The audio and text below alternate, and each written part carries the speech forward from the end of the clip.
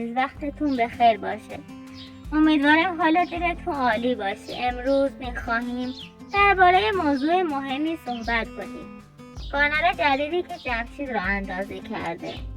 همانطور که در ویدیوهای قبلی هم توضیح دادم، کانال قبلی به دلیل مشکل ادسنس آلوده درآمدش غیر فعال شد. چندین کانال روی یک ادسنس مشترک بود و متاسفانه یکی از اون کانال ها قوانین یوتیوب رو نقض کرده بود. همین باعث شد که بقیه کانال ها هم تحت تاثیر قرار بگیرن و درآمدشون قطع بشه. اما نکته مهم اینه که جمشید و بینندگاش بهش وفادارن.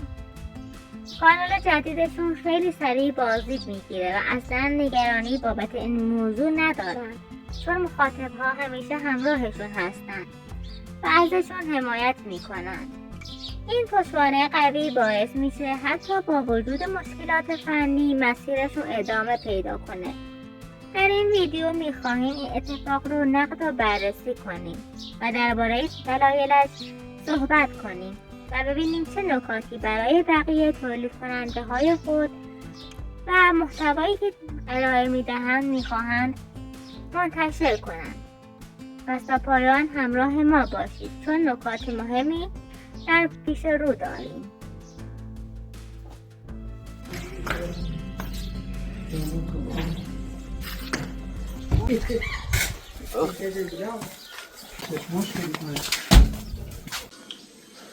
Järnmovi, kanske bara kuskinski koiri. Sizde Varına ki vajiş brevun kalça kumtur. Börün, börün şu. Sizde mi میگوی؟ الان چند سال باری ده؟ Adam tanesi bana çevrin der tavsiyenin re. دولت؟ آه. نه Yani istabeti yok. Karardağ şu var sen. یه ما بالا بره. باید برنج ببین برنج دستی تا در 20 روز Hemen ama var boyuncağı haçası geldi. USB؟ نه ببین وارد موزد کن همین وارد موزد هیچ که عیزی اون اندره هزار چپش کنه. در ادامه این ویدیو میخواهیم درباره موضوعی صحبت کنیم که خود جمشید هم بهش اشاره کرده. بحث کوچ کردن در فصل بهار. میدونید که با گرم شدن هوا فرشا و مگس زیاد میشه و معمولا عشایر مجبور میشن به مناطق سردسیر کوچ کنند. اما نکته‌ای که اینجا وجود داره اینه که جمشید اصلا مجبور به کوچ نیست. چرا؟ چون جمشید در شهر چندین خانه گران قیمت دارد و زندگی اصلیشون در همون جاست و حضورشون در عشایر فقط برای فیلمبرداری هستش. قبل از اینکه کانال یوتیوب بدانن واقعا در عشایر زندگی میکردن، اما وقتی کانالشون به همین سبک زندگی بازدید گرفت و درآمدشون بالا رفت، باز هم همون سبک را ادامه دادند تا مخاطب فکر کند زندگی واقعیشان همچنان همین است. اما واقعیت این است که امروز دیگر آن زندگی اصلیشان نیست. آنها پولدار شدند، خانه‌های شهری دارند، امکانات دارند، اما جلوی دوربین همان تصویر قدیمی را نشان می‌دهند.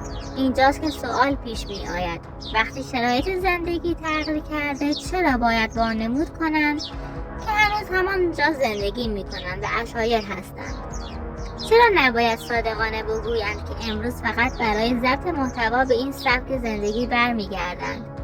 این موضوع است که در این بخش از ویدیو نقد و بررسی می‌کنیم. اینکه چرا برخی کانال‌ها بعد از موقعیت همچنان نقش قدیمی را بازی می‌کنند و آیا این کار درست است یا نه، در ادامه همراه باشید تا توضیح دهیم، چون نکات مهمی درباره واقعیت پشت پرده این سبک و محتوا داریم. شما یک سری به کار دیدین قبل یکی داره. آمریکا را مقایر با قوانین بین‌المللی خواند و تاکید کرده که آمریکا با چنین اقداماتی نه تنها به اهداف خود یا خیلی خوبه. یه گوشینه چه هفته؟ ولش بود میشه نه بفهم سن نشود چه شده؟ چی طبیعی خوبه.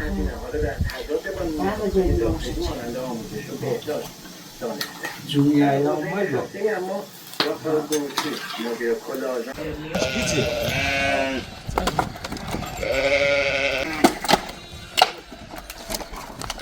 واسه آن یا بودن آخر دست تو بودن نه بسم الله الرحمن الرحیم دوران از خوبات بزن چند بزن دنشی برمت که باشو بگیر تا بیا بخواد الان دو با کلیمان تاتابی مونه رنگی بهتر حالا دستری دار در ادامه صحبت هامون میخواهیم به موضوعی بپردازیم که شاید خیلی از شماها در ویدیوهای اخیر متوجه شده باشید. تغییر رفتار جمشید نسبت به گذشته.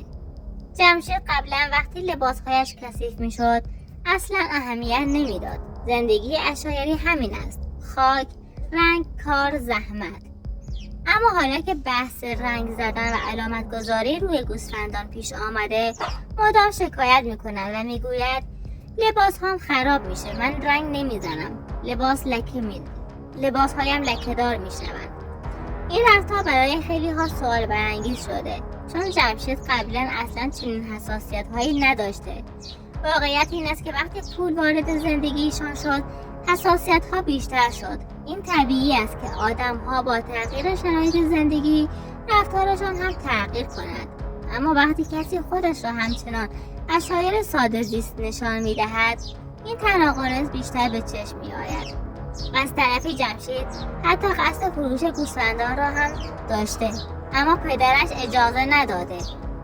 پدر خانواده سالها در عشایر زندگی کرده، به این کار عادت دارد و دلش نمی آید گله‌ای که با زحمت خودش بزرگ کرده بفروشد. او دوست دارد برای مراسم‌ها، جشن‌ها و مهمانی‌ها از گوشت حیوانی استفاده کند که خودش پرورش داده. این برای او ارزش و افتخار است، نه فقط یک کار اقتصادی.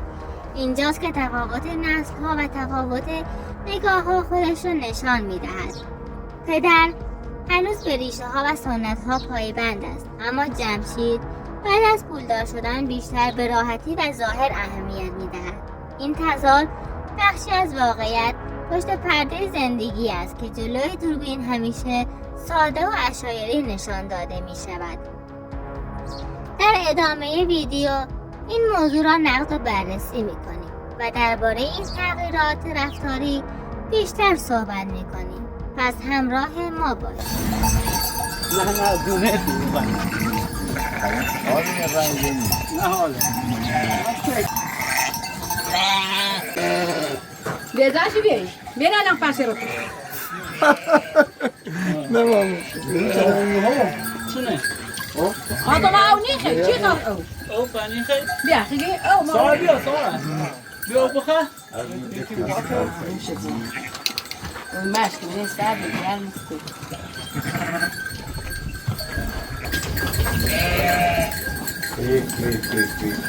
اینو بده یادم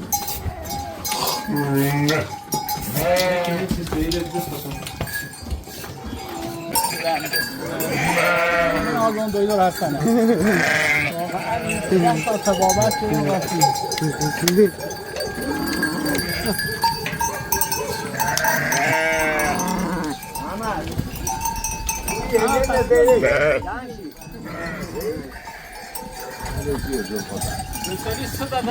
ترا به وجدانت بیو تا اگر 5 تا میشه خود نیم میشه اشناسی دیو پیش تو دام 5 تا میشه خود میشه دیگه بنید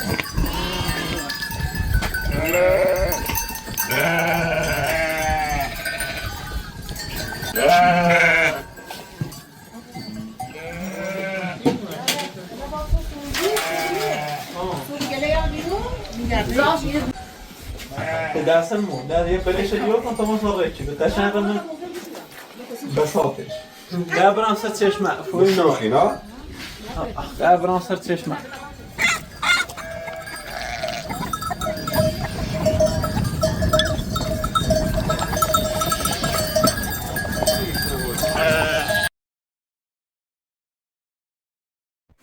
پدر جمشید سالها به خودش بالای سر گوسفندان بوده و با دقت و وسواس از آنها مراقبت کرده.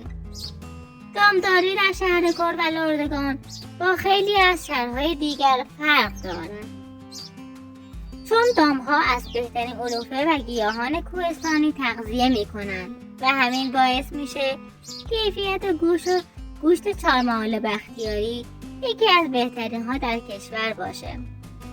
به همین دلیل عشایر این منطقه همیشه به دامداری افتخار می کنند و هنوز هم خیلی از آنها با وجود داشتن کانال یوتیوب ریشه های عشایری را حفظ کرده اند، هرچند درآمد اصلیشان امروز از یوتیوب است.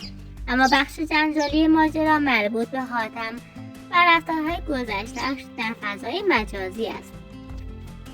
حاتم قبلا با چند دختر در فضای مجازی پیام میداد و گفتگو میکرد. وقتی شکوفه متوجه شد به شدت ناراحت شد و چند روز با او قهر کرد.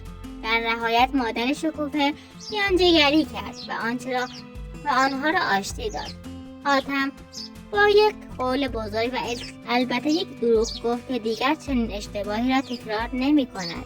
اما واقعیت این است که نه فقط حاتم بلکه قدیر و بقیه برادرها هم مخفیانه همون رفتارها را ادامه می دهند.